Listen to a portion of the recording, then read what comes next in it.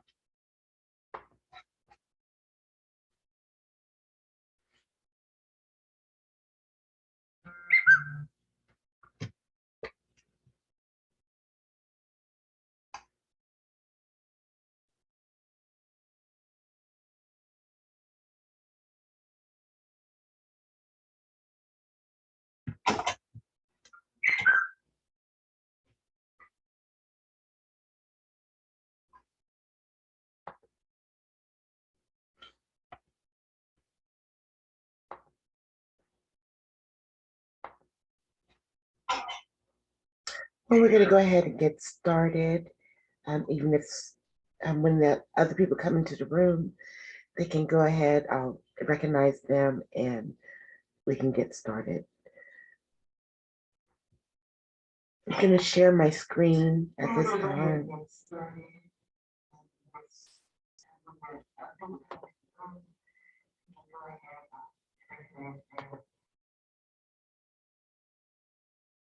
Sorry, I had to turn off the other auto.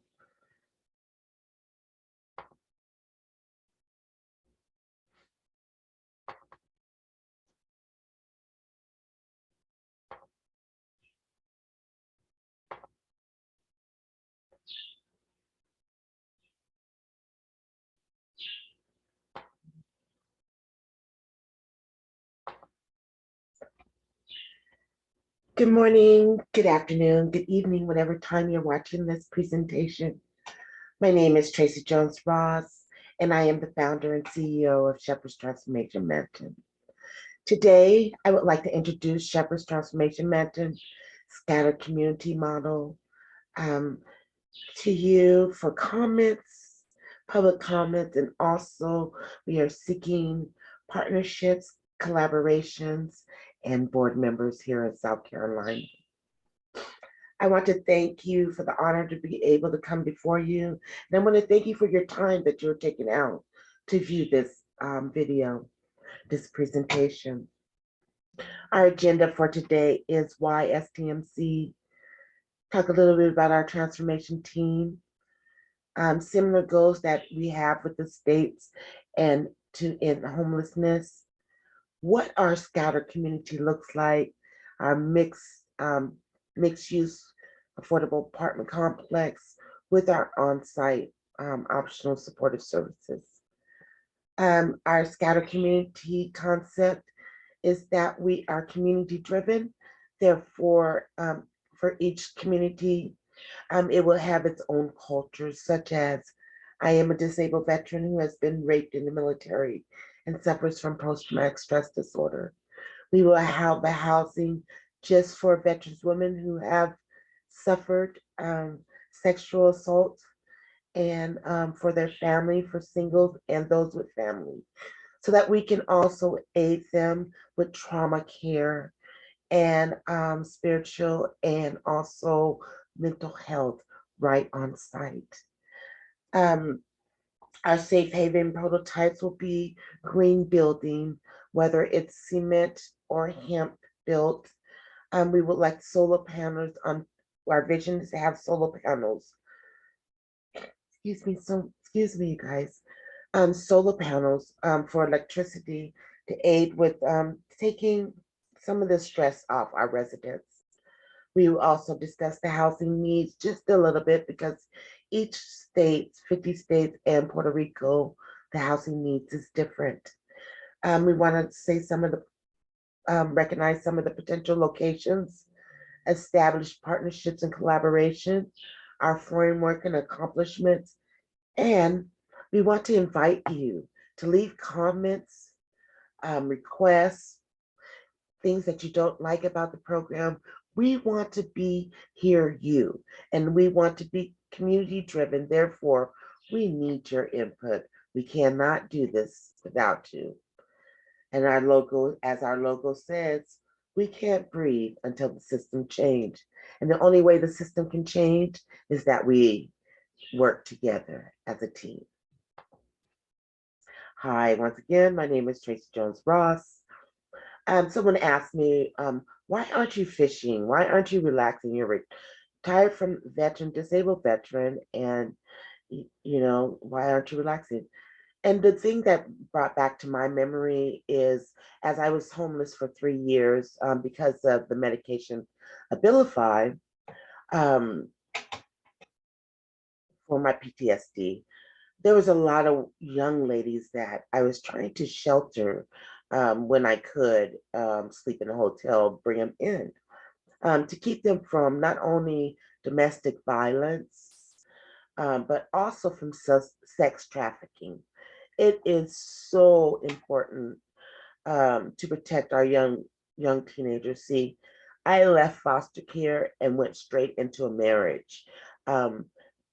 To make sure that I was safe and secure at the age of 17 years old, 16 going on 17.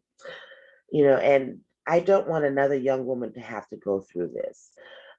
So we are going to build a program together that will help others not go through what we've gone through. Our transformation team, we have our Vice President Sharella, who has committed to many community services that deals with homelessness and displacement and just family needs.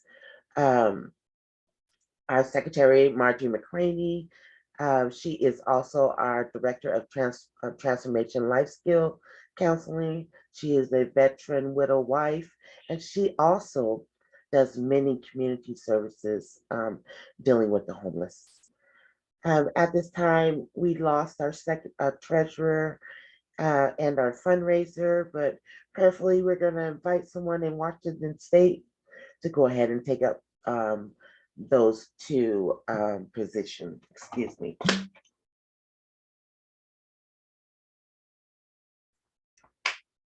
We also have a transformation leader, my mighty husband, Terrell Ross. He has over 20-something years as a long haul and also a home mover, truck driver. And I appreciate him so much because I could not do this without his encouragement and financial backing. Here in South Carolina, we have myself and we have my husband, and we also have Miss Phoebe Wibbleton, who is an amazing, amazing woman. She has many years in the entertainment business as a consultant. She also has her own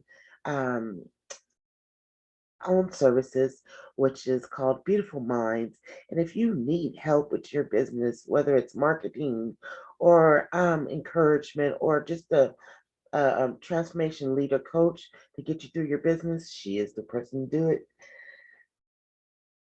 We also, prior to COVID-19, we interviewed a director of housing, Shirley Brown, who works on the joint base of housing over 25 years.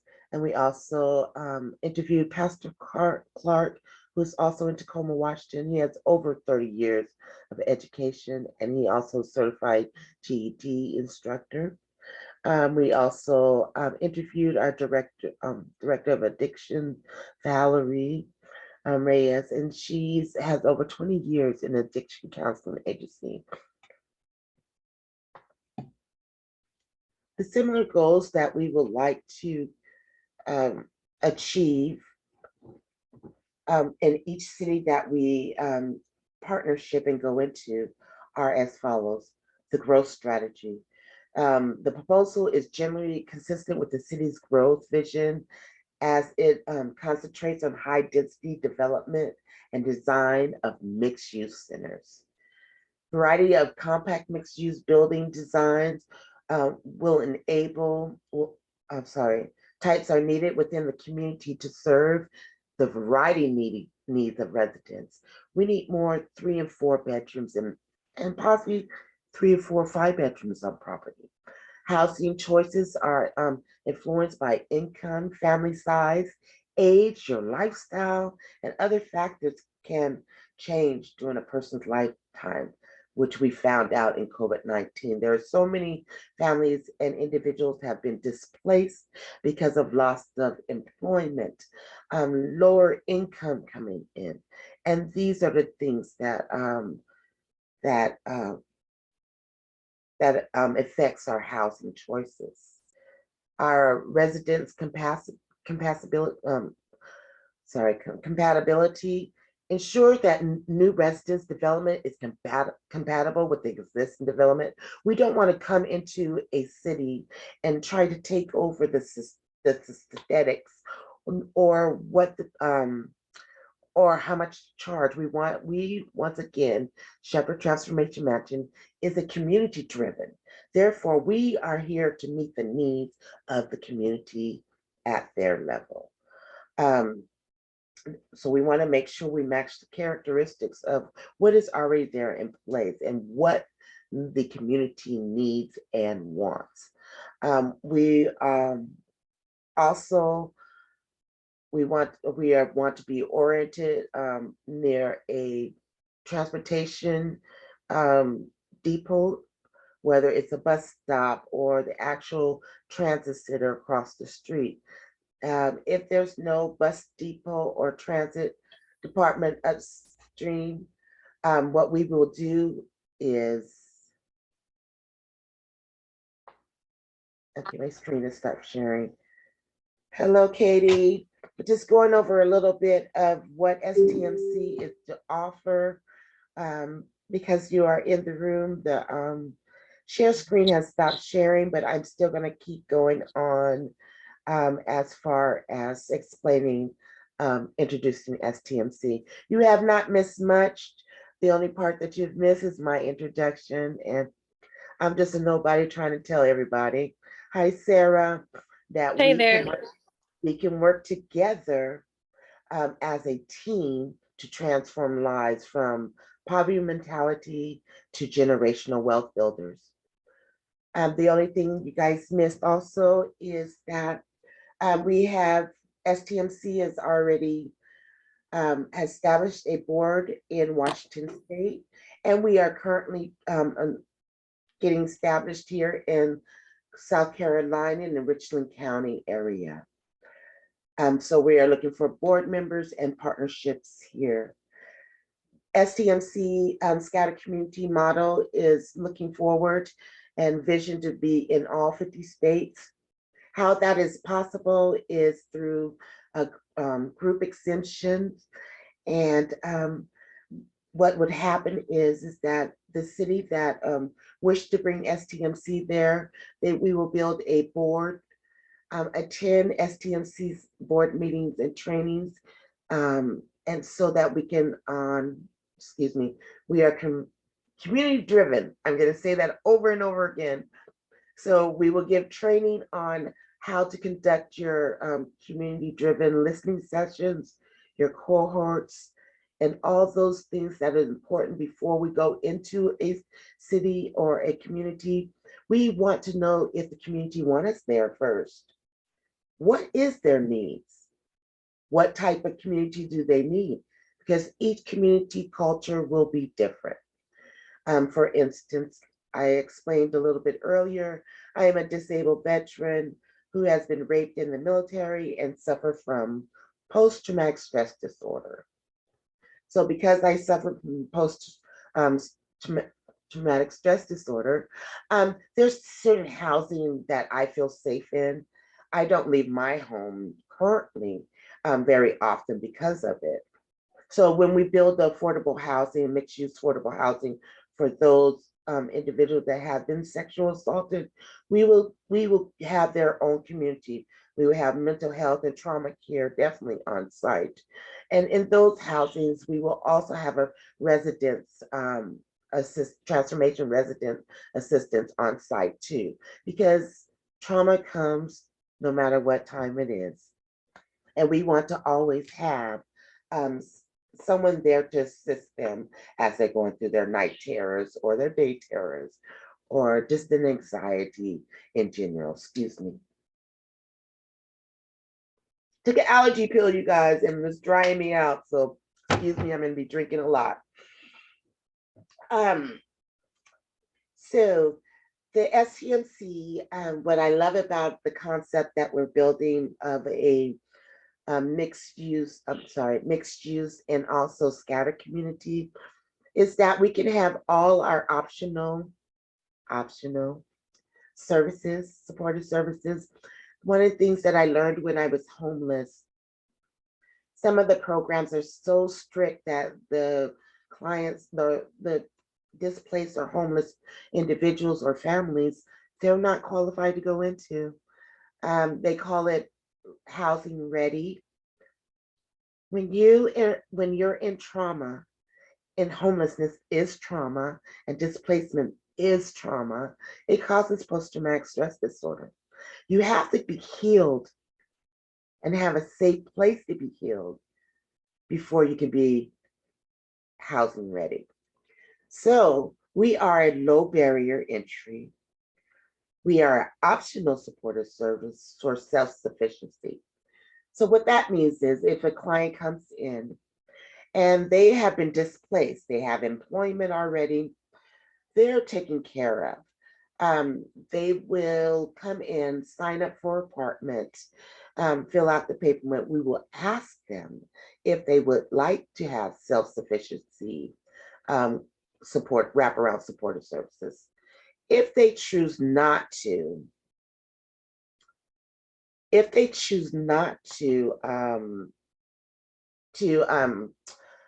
do the supportive services. They just come into the apartment complex and we will go off their income of how much affordable, of how much they can, I mean, sorry, not off the income, but they will go underneath our affordable housing project.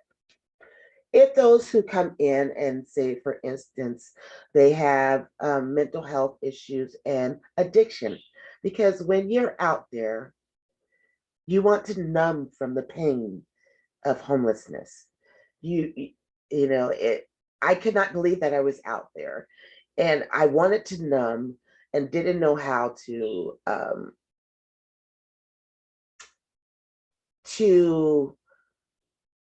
relate to myself of being homeless. So a lot of people numb with alcohol, any kind of drugs, sexual immorality. Those are some of the things that they numb from. And so what we want to do is partnership with mental health and have the agent, a counselor downstairs during business hours. And then the individual will come in, sign their lease, sign for self-sufficiency class. And what they'll happen is the case manager, the transformation case manager, will walk them through what their goals are. We don't want to project our goals on them. And we want to do goals short bursts of goal. When they first get in there for the first 6 months, that should be just a monthly goal. Short, sweet, easy. Sign up for, we're going to get you sign up for your social services. That's a goal met. For a homeless person or a displaced person, that is a major goal. So we're going to take them sweet and short and through each steps.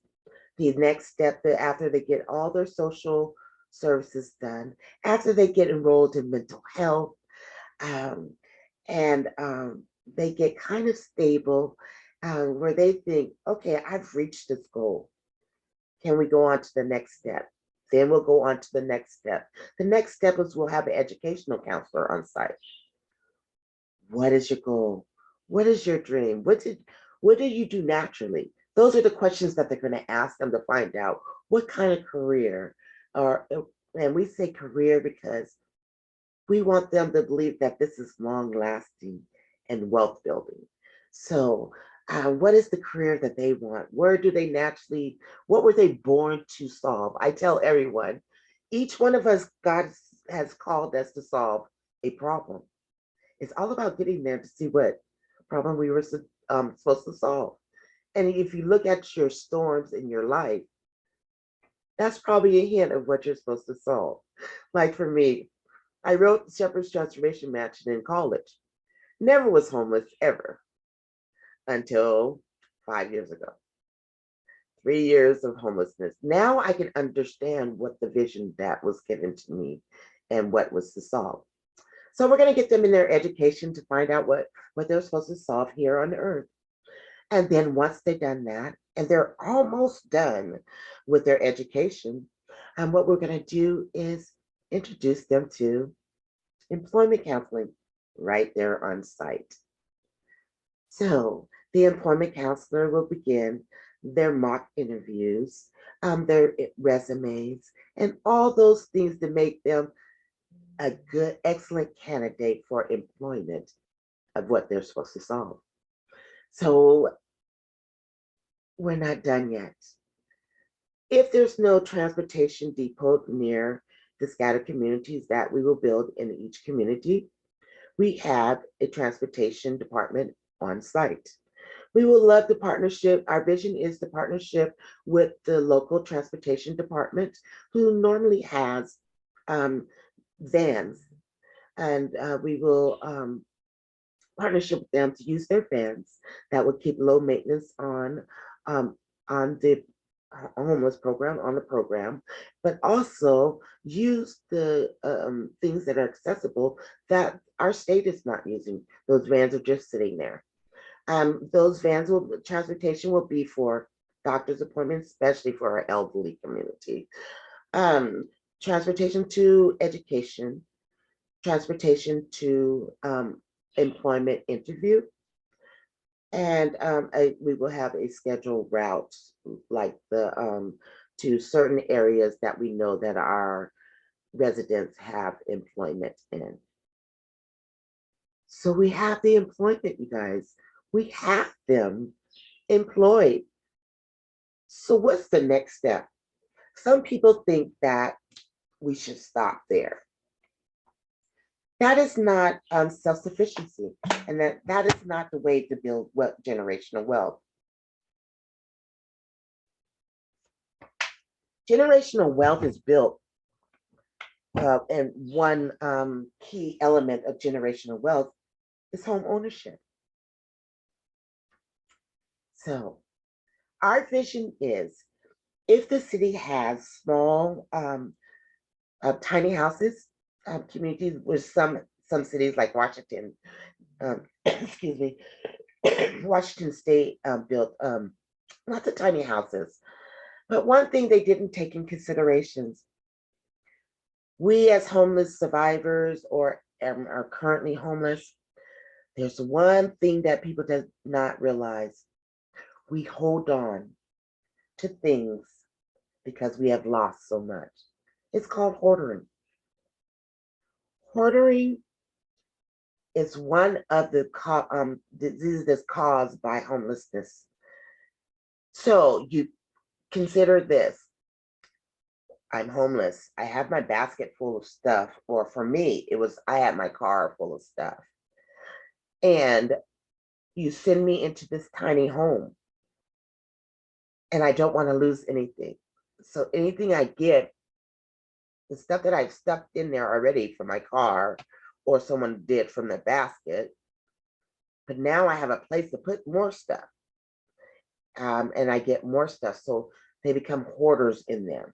So our vision is to move those individuals out of the tiny homes, clean up the environment of the tiny homes, and use them as prep home ownership. Because apartment living is totally different than home ownership. There's no one coming to clean up your yard. And if you have a dog, there's no one coming to clean up that. So those are things that we will have to consider. But not only that, there are simple repairs that we can make as homeowners that we don't have to contract out. So we will have use one of the tiny homes as a mock home. And we will set up little stations where they have to fix up certain things in the home, just to transform their mind from homelessness, apartment living, self-sufficient, and now home ownership. Now, these are this is our program, our whole self-sufficiency wraparound program. But also on site, there's also essential needs that every individual needs and every family needs. For individuals and family, dental. I tell this story all the time. While I was homeless for 3 years, I really didn't take care of my teeth. So at the age of 53, I have 3 false teeth. And the reasons why, and some people don't realize, sex trafficking and rape of women while homelessness is out of control. And you don't want to feel pretty. You don't want to smell pretty. You don't want anything that entice a sexual predator. So I lost 3 teeth. So from my experience, we want to also, or our vision is also to set up dental offices in each community downstairs. Because also my daughter's a dentist assistant.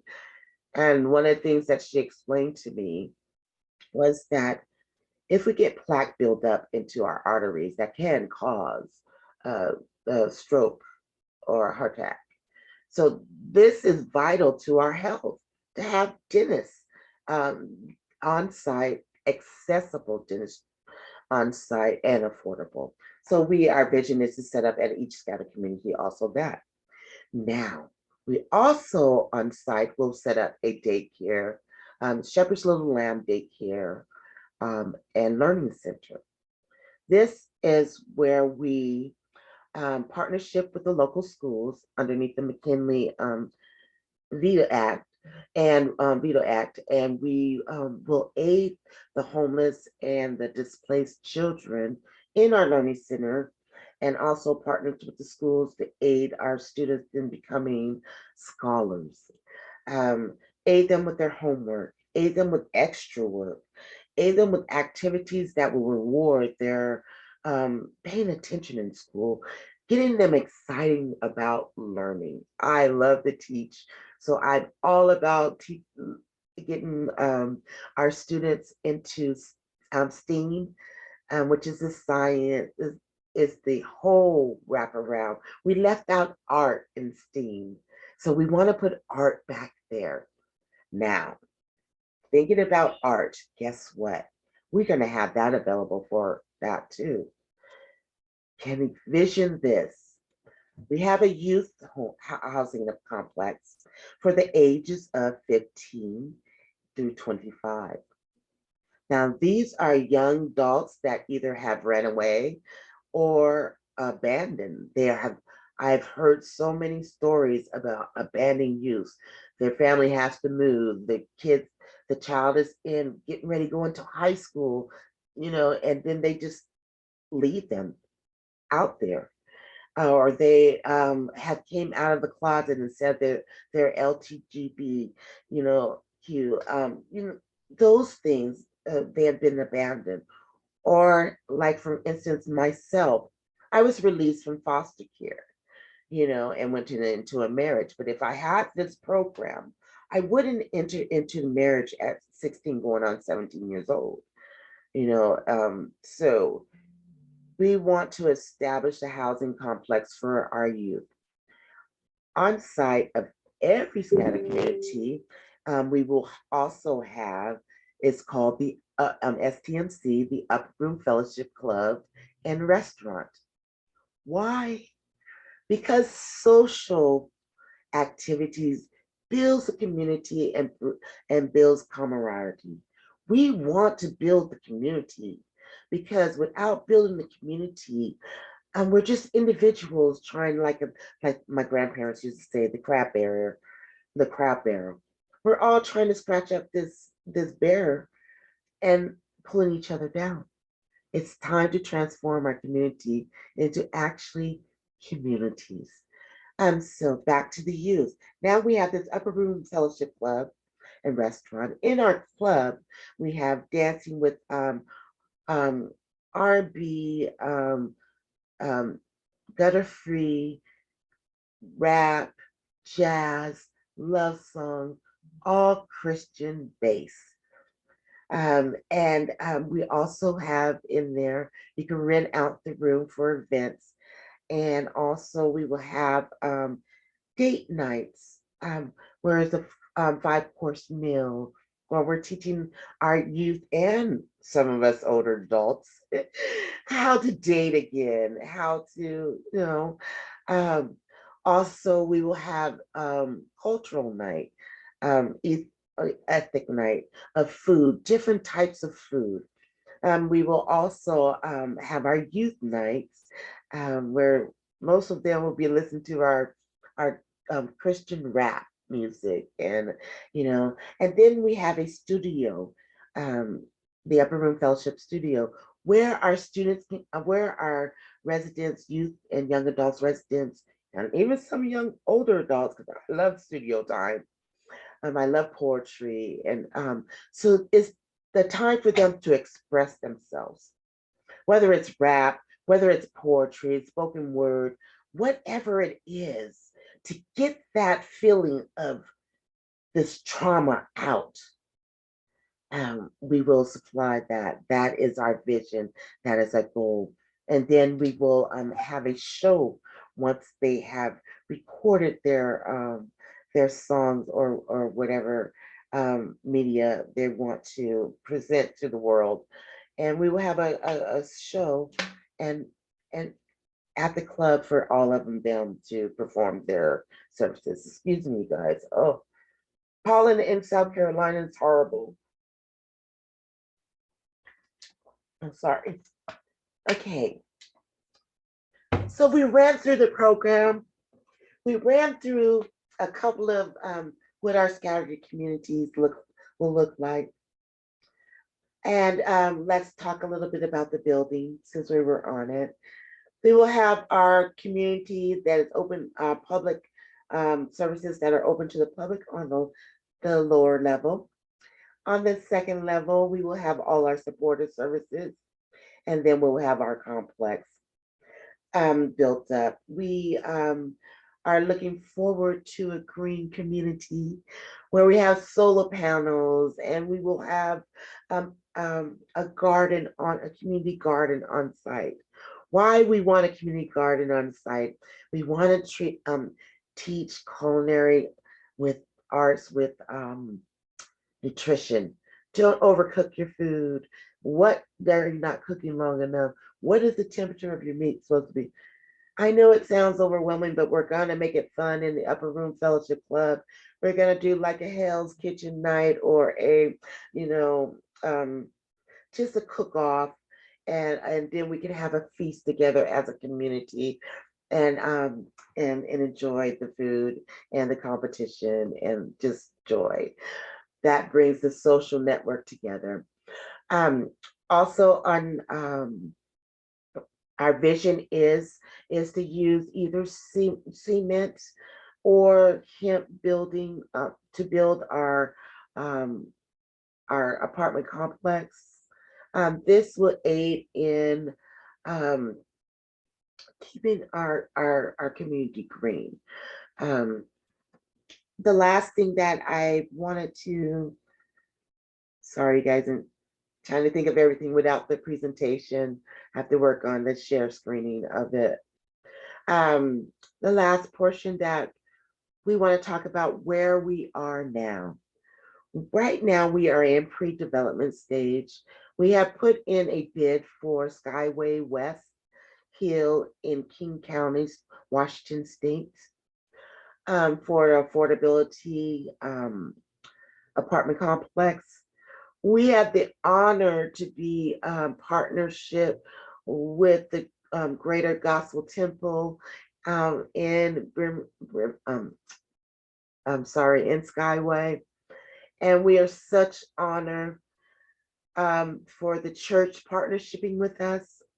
We believe that partnershiping with churches is very vital to our program because for a couple of reasons. We want to partnership with faith-based churches because we want to provide an income back to the church. Our churches and our, our religious leaders, they labor over our communities in prayer, in fasting, in their time, in counseling us, and weeping with us when someone dies, and rejoicing with us when someone celebrates a communion of marriage. So why not give back to those who take care of us? We want a partnership with local churches who have property and those who don't. For those who don't, we will look into the opportunity zones areas in the cities. But those who do have property, we want to partnership with them, and we want to give 27% of our profit of the apartment complexes to them, so that, and also we want to ask them if they would also head our Department of Ministry. Our Department of Ministry will provide counseling service, will provide, just what they do now. But now we as STMC will be able to support their ministry by partnership with them by providing that ministry. Now, say for instance, the church already has a daycare center are already running. STMC will not run the daycare. We will give all those profits and proceeds over to the church. So that's how we can support our faith-based community and give back to them who has given back to us so many times. So that's what we're seeking for at this time in pre-development. We're also going to be hosting community-driven listening session. We're going to introduce STMC. We're going to see if the community desires to have it and to see what their views of what they need and what they think they need in their scattered community model. And this is how we can, this is where we're at this time. We are also seeking partnerships. We have established, and I'm so honored, we have established several partnerships, and we will have a, um, I'm sorry, we'll have introductions about all our partnerships coming into after our next meeting. Right now, we would love for you to attend. We have held our meetings on a Sunday at this time. And this April's meeting is always on the third Sunday of each month. But this April, we're going to ask the attendees, what is a better day for us to run our board meetings due to that we are on 2 time zones. We will be splitting up Washington State's board meeting, and now South Carolina's board meetings will be separate. That is all I have for today. We just wanted to introduce Shepherd's Transformation Mansion so you can know where you see yourself there. What part do you play? What problem are you meant to solve? And how can we partner up to reach both of our goals so that we can reach our community goals? And so I open up the floor for questions at this time. Hi, this is Sarah. I'm with Richland County Community Development. Saw your invite after the DR presentation last week by HUD. And it just, your description caught my attention. I, prior to this position, spent many, many years working with the homeless through HUD COC programs. And so we're in the middle of our 5-year consolidated plan right now. Next week is when we'll invite our nonprofits to attend a meeting and just let us know what the needs are that you see. So that's the reason I'm here today, is to just get your contact information, let you know. You know, we don't have funding available at the moment, Right. but we do it on an annual basis for nonprofits. But it sounds like you guys are in the very beginning stages of things here. I think it's great that you already have this established in another area, because that'll certainly help for any grant applications that you guys do. But if you don't mind just shooting me over the contact information so I can give it to my staff and get you guys added to that list to be invited to participate in that next week. And then there is an affordable housing committee, and I'm not sure if that's something that you are aware of and tracking already. No, ma'am, I'm not, and I would love that information. Okay, yeah, if you'll just send me your phone number and your email address, I think Okay. you can send it through. I think it's the Hoover app. I might be butchering that pronunciation. I know, me But if you'll too. just And I put if it you'll in the just send it chat to me. here too. Okay. Yes. All right, I will save that real quick. But yeah, I just wanted to say, you know, I think that it's a great concept. I heard you touch on a very holistic approach to homelessness, and I think that a lot of the current efforts are very fragmented and they leave out some crucial pieces in order to set people up for success. So keep up the good work, and we would love to have you join us next week and continue the conversation to see, you know, what potential partnerships we may be able to have in the future. That sounds wonderful. Is it on in person and on Zoom? These will be on Zoom. I'm pretty sure is how we're doing the nonprofits, just because of how scattered everybody is and not everyone's back in the office 100% just yet. So it will be a Zoom invite. It'll also come from the consultant that we're working with. Their name is Urban Design Ventures. So I will jot down your information, and if you'll just look for for some information from them. And I'm going to go ahead and put my email address and phone number in the chat also, just so you have it. Thank you so much. I'm so excited to meet you. And yes, I will be there. All right, sounds good. Thank you, beautiful. Have a great, great day.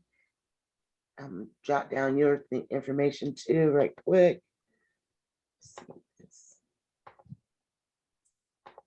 Let's see. Awesome. Thank you. Well, All we're right, gonna. All right. Thank you so much, and I'll talk to you soon. And I just want to thank everyone for coming into and listening. I thank you for your time, because time is valuable today. I like to always say before I end anything, who's dying waiting on you to do what you're called to do? I am Tracy Jones Ross, and I am the founder and CEO of Shepherd's Transformation Mansion, and it is an honor to get into good trouble with you. See you next time.